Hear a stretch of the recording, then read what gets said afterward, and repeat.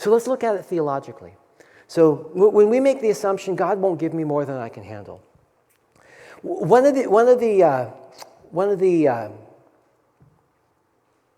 ways we tend to think about God in Western society is we think about that, the purpose of my life. And so maybe you've heard this narrative, and feel free to disagree with me.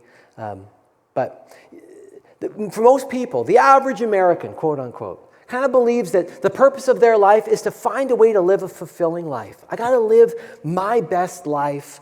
And so my job is to lead a fulfilling life, hopefully do a little bit of good along the way. That's my job. And God's job is to kind of arrange the universe so that as I do that, living a fulfilled life is possible. And so if I do my job and God does his job, well then my life is going to feel really good. It's going to be rewarding and rich and full, and that's what I want. And if God does his job in making all that stuff possible, then I'm going to reward God by believing in him and every now and again giving him credit. And if God doesn't do his job, and maybe the circumstances in life make it really hard for me to feel fulfilled right now, I'm not living my best life, I'm very frustrated, it's not turning out, my business didn't work like I hoped it would, my marriage isn't turning out like I hoped, well then God isn't doing his job, so I'm going to punish him by not believing in him. That'll show him. But who here's kind of seen that attitude in culture? My job is to live my best life. God's job is to make it possible. And if God does his job, I'll reward him.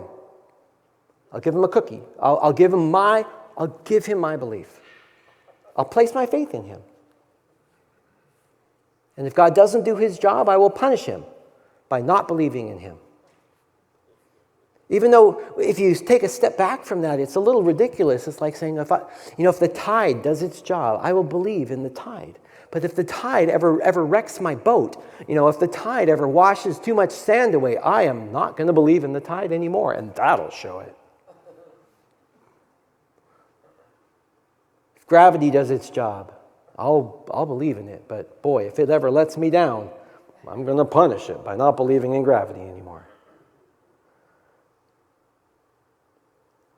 Passages, or assumptions like, it's God's job to never give me more than I can handle kind of assumes that God's working for us. So it's important to remember, as we look at passages like this, is that God works for God, not for you. There's an old musician joke. How many lead singers does it take to change a light bulb? And it just takes one. They stand like this and with a light bulb, and the whole world revolves around them. But the truth is that's actually the American mindset. We all like that. That's kind of the postmodern reality that everything is supposed to revolve around me, and it's God's job to make all that work. But that's not at all what the Scripture teaches. From Genesis 1:1, in the beginning, God created the heavens and the earth. In the beginning, God is the one that initiates everything. In the very middle of the Scriptures, Psalm 24, the earth is the Lord's and everything in it. It doesn't belong to me. It's his. To the very end in the book of Revelation, as the Lord creates a new heaven and a new earth, and he sets all things right, he makes all things new. It is all about God's work in the world. And the question is not whether or not God comes along with my plan, it's do I live my life in alignment with God's work in the world?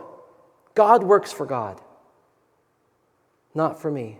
Now, God does work for my good. He desires good things for me. But those things happen as I align myself with his plans and his will.